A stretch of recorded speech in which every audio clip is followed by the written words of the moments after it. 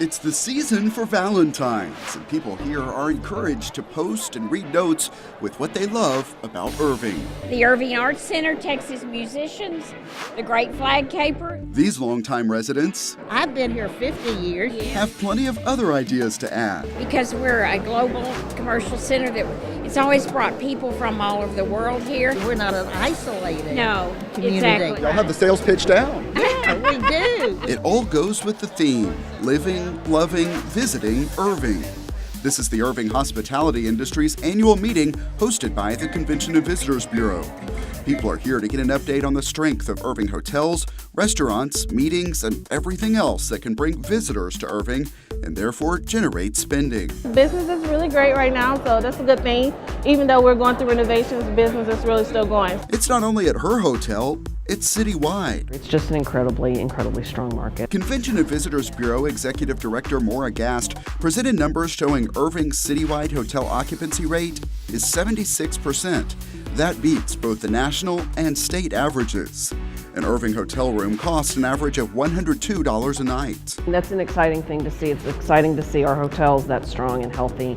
It is proof that the corporate economy is healthy, but it's also proof that the weekend economy we're building or working to build here is starting to gain some traction as well. She attributes some of that growth to the busy convention center.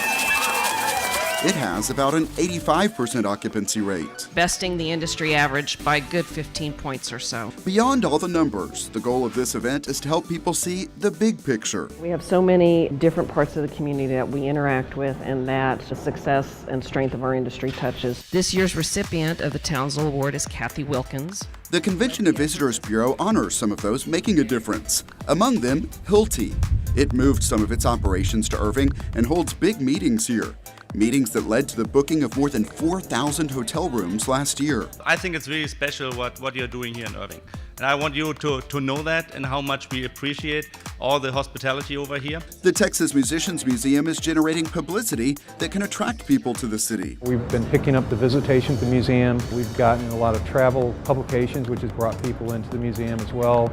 And people are starting to discover the place, and everybody's like, I didn't know this existed. We have to be the emotional standard bearers and help carry that message of love out there to our fellow citizens. The keynote speaker talked about how attractions like that, even smaller ones, can make a big difference in how someone perceives a city. Back on that Valentine theme, Peter Kageyama calls them love notes. How to create cities that are lovable. A city that grabs you by the heart and refuses to let you go.